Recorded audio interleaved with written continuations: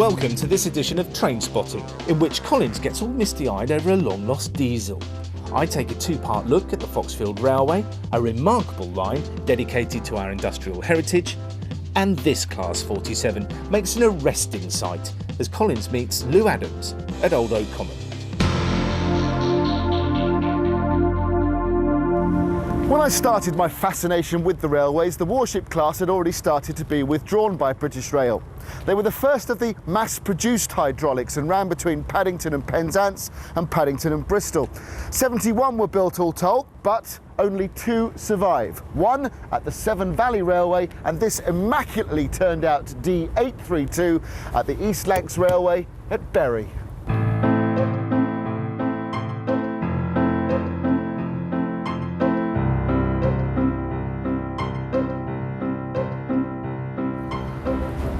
Now, starting one of these engines is, I suppose, a bit like starting your car engine. Every time you turn the ignition, there's metal on metal, and that's when you get most wear. Your car engine might be 1.6 litres. Inside Onslaught, they have 2 65-litre engines, and what they really need to do first to warm it up is plug it in at the mains. Now, come up here and I'll show you what works inside. Now, to get to an engine room in a warship, you need to get through this door here. And anybody who's worked on a warship will tell you to keep your head down.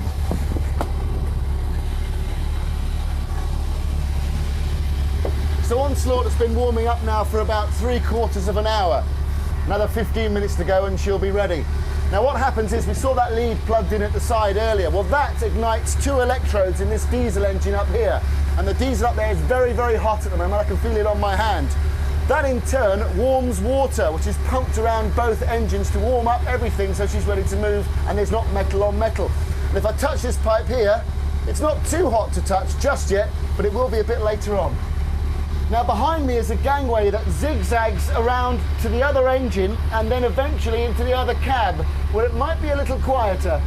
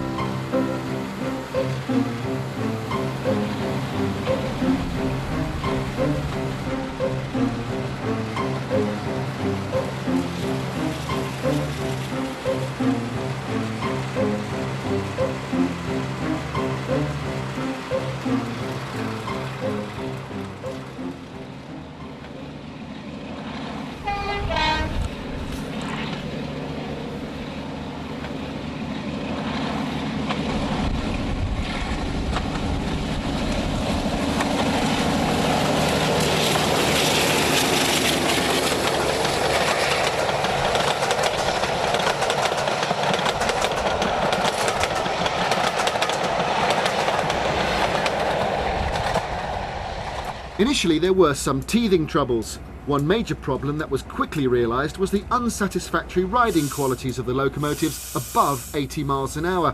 This was due to the Western region copying a German-designed bogie. A speed restriction of 80 miles an hour was applied to the class, while engineers performed various trials, and after many months, the bogie was completely redesigned.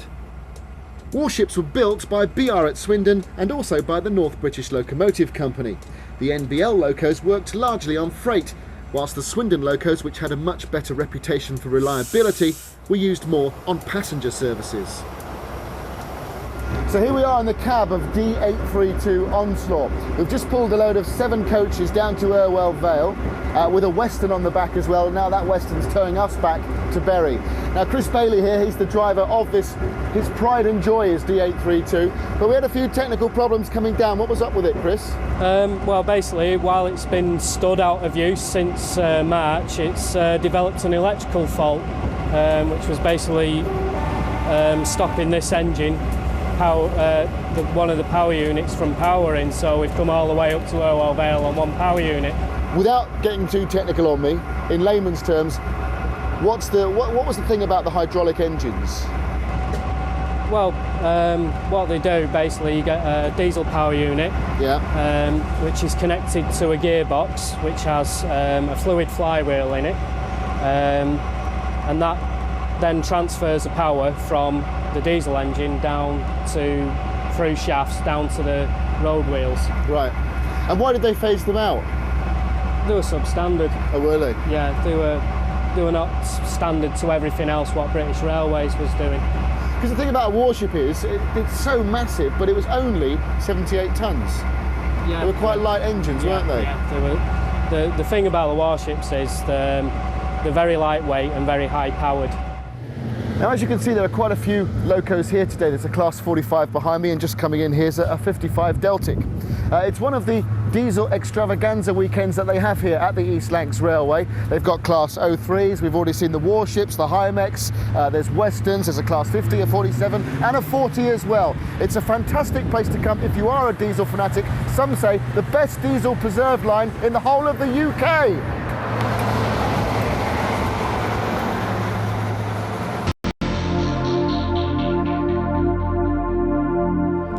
Coal. What do we think about coal? Well, over the last couple of hundred years, vitally important for the British economy. A lot of it used for heating in the home, a lot of it used, of course, for industry. But what has that got to do with the Foxfield Railway here in Staffordshire? Ooh, just about everything.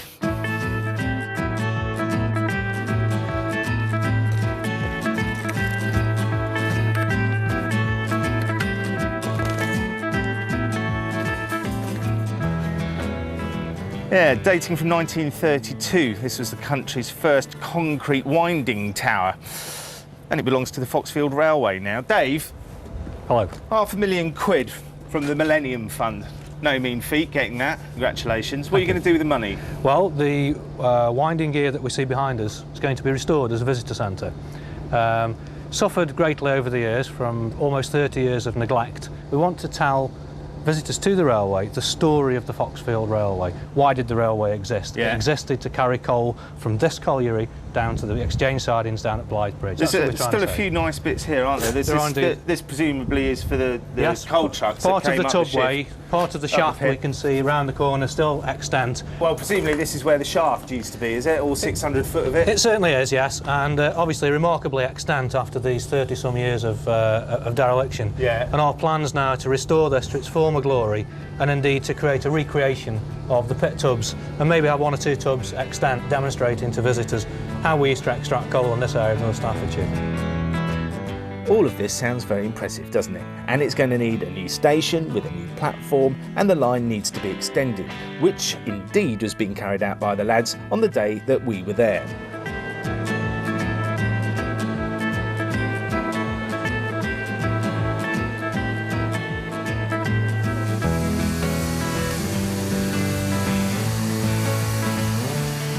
David and I walked up to join Steve Turner on the footplate of his locomotive. Why? Well, the Foxfield Railway has one unique claim to fame.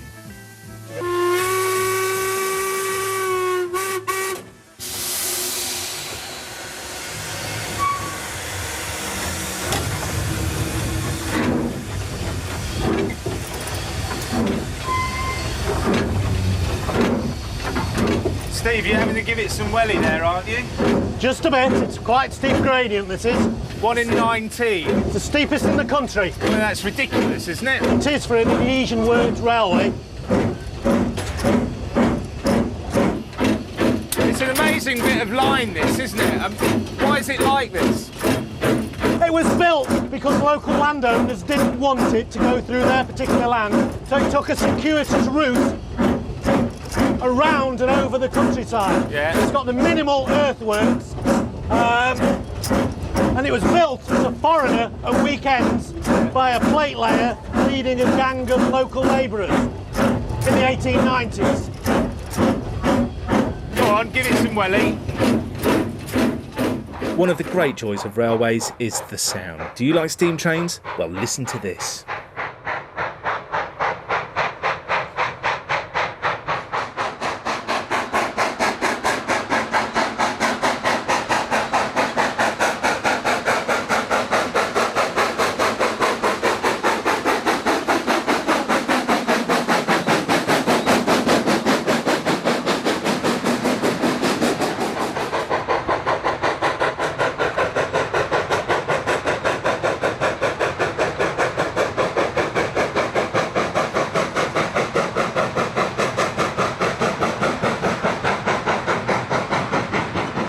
That's great. It's some climb, isn't it? Just a bit. I mean, this presumably is where they'd sort the rakes of wagons into a much longer train, is They it? would. They'd bring them up in 6, 8 wagon loads, park them in the siding here, form up a train, and then what they'd do, they'd take a train of about 20 to 30 wagons, loaded down to Blythe Bridge Exchange sidings, for where they would depart onto British Rail for destinations principally to local power stations. Just a thought, but if we let all the brakes off and what have you and this started rolling back, what do you reckon? What sort of speeds do you reckon it'd get up to? I dread to think, honestly, I know. 50, 60, 70 miles an hour down the bottom. Yeah, I mean, I'm just trying, well, hopefully we've done it, conveyed a bit just how steep that line is. It's incredible, isn't it? It's very, very steep. I mean, this engine will pull 1,200 tonnes on the level, but it won't pull anything like that on that particular gradient. And you have to know, by and large, what you're doing, and you treat that bank with the utmost respect. Can we go and do it again? I think we might be able to arrange that.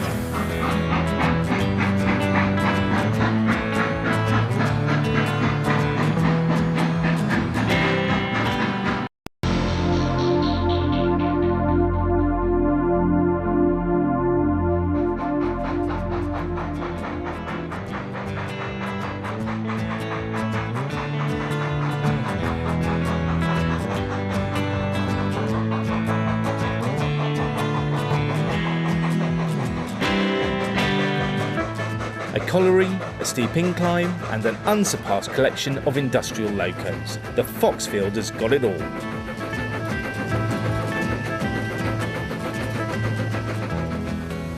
Well, that was a great run, wasn't it? Not so bad. I've just noticed on this plate here, it's 1950, the Hunslet company from Leeds. How long were they making these engines for then? They designed them in the early part of the war, and Yeah. the first one was built in 1943 for the war effort. They were designed to last for 2 years under arduous conditions and be basically scrapped. Yeah. But they were so successful they carried on building them till 1964, by which time they'd built 484 of them. The main customer was the National Coal Board, and over 75 are still left. Right. Even ones abroad. There's one in Tunisia and there's 2 in Holland. And they're called austerities because they're austere, but they don't half last. This engine recreates, doesn't it? And several of the other engines here at Foxfield recreate those industrial moments, Oh yeah, don't they? every engine we've got has got an industrial past. Yeah. You'll find none of them have got a mainline number here. Not for them were the niceties of going from Paddington to Cornwall. It was basically from the steel mill to the slag heap. This is Lofty Aylward, one of the volunteers here at the Foxfield Railway, and he agreed to show me around the yard. Right, well now every corner turn seems to open up a new bit of the treasure trove. What, War Department? Yes, What's this then? This is one of the unusual locos. This one was used on the D-Day landings. It was loaded aboard a tank transporter along with 3 of its mates, and they loaded them then onto tank landing craft, took them right onto the beach, Juno Beach, ran them up the beach, and then they were used to run the Bayeux Railway, which is immediately behind the actual landing site. After the war, she was brought back to England and used in various depots around the country and finished up here in Stoke, and we were lucky enough to capture her before she was cut up. This one, I've got a model on my railway very similar to this. What is it? It doesn't take its power from up there, No, does it? It looks as though it should, but it actually is a battery engine. Came to us from one of the power stations. She was used for shunting coal wagons about, and in the evening when they'd finished using it, they just popped in underneath a high tension wire, popped that pantograph up and recharged the machine. Right. So it just saved them plugging it in every night? That's right, and it was also a lot safer than having wires trailing everywhere or a power wire at the side of the rail. And finally, Helen there. What's Helen all about? Well, during the 1418 war, there was a trench railway system, and small locomotives were used in that. And afterwards, they decided to build some industrial locos in full size on the same type. She was built by Rail Motor, which is a place in Bedford, and she was used in various different industries. Now, I noticed back in the shed there you've got some other stuff, haven't you? A railway crane? I saw that. Well, they're actually crane tank engines. Right. We've got 2 of them. There are only 10 left in the country, but they're actually a proper railway engine fitted with a crane system so that they could be used as the forerunner of the forklift. Just send them out, fetch pieces in for building whatever you're building. What about the diesel you've got in there? Now, we've also got a diesel engine in there, which is the earliest known standard gauge diesel engine. She was built by Kerr Stewart's in Stoke, 1929. Is it chain driven? It's chain driven, and she's a mechanical gearbox, just as you would have in a tractor or a car. And she's quite a clumsy machine, but she worked until I think about 1970 before we actually saw her here. OK, here's the scenario. It's the olden days and you work in a gunpowder factory. What you don't want is a steam engine that throws up a lot of sparks, and the answer is right here. This is a fireless steam engine. There's a couple of them in existence in the country, and this one's under restoration as we speak. The idea is fill this tank up with boiling water and then inject steam produced from another boiler. Disconnect it, and with a pressure of around about 200 pounds, this engine will go for some considerable time. A neat solution to a tricky problem.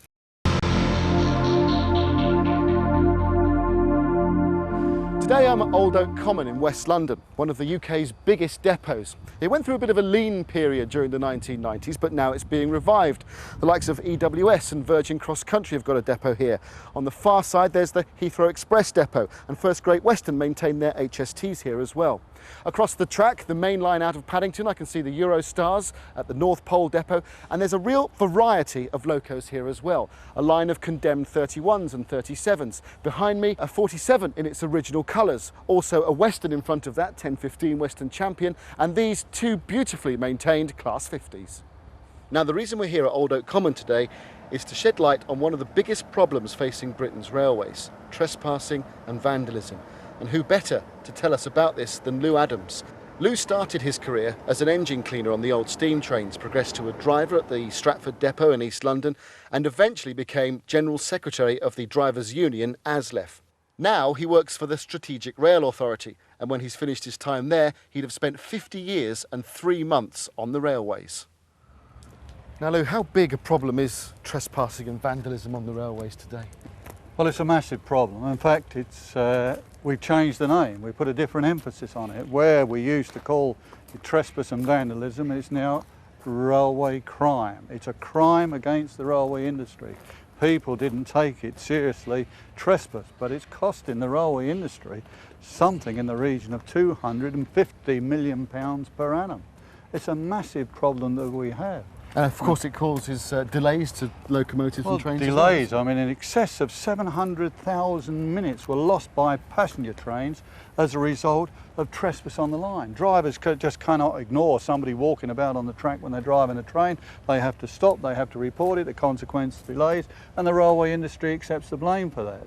By the way, while we've stopped outside of this locomotive, I just emphasise another fact, that I did drive this engine when it was at Stratford many, many years ago. They were first introduced there, and of course some of my happier moments driving a locomotive, this one and engines like it.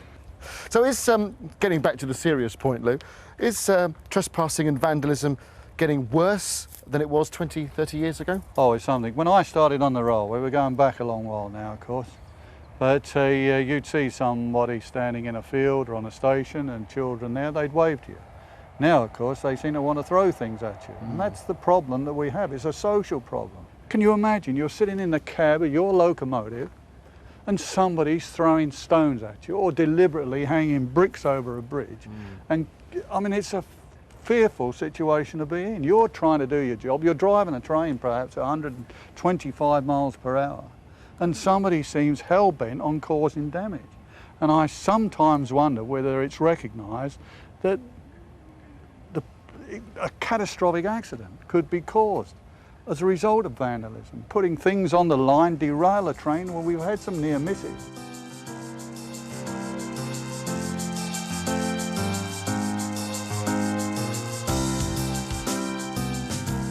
So Lou, we've spoken about rail crime, and this is one of the solutions to rail crime. How is this loco used to publicise the fact that you want to get across to the public?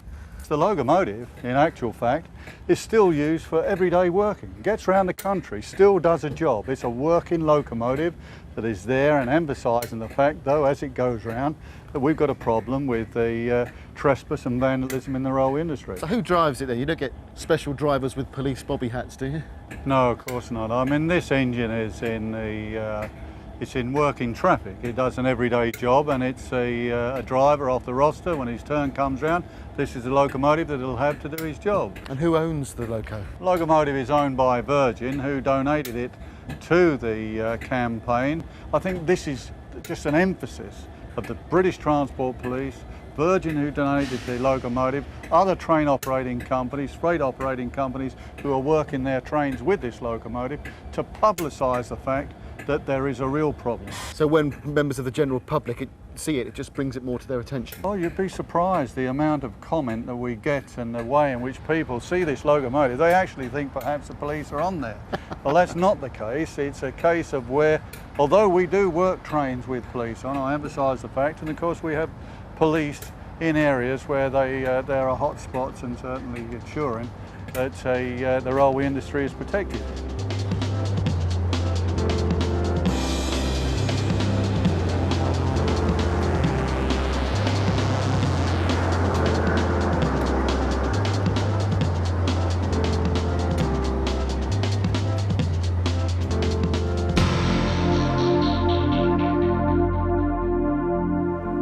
Murder on the Orient Express. Yeah. The taking of Pelham 1, 2, 2, 3. 3. The Titfield Thunderbolt. The Great course. Train Robbery. Yes. Planes, Trains and Automobiles. Yeah. Ghost Train. Yes. Von Ryan's Express. Last Train to Clarksville. That's a song. Oh.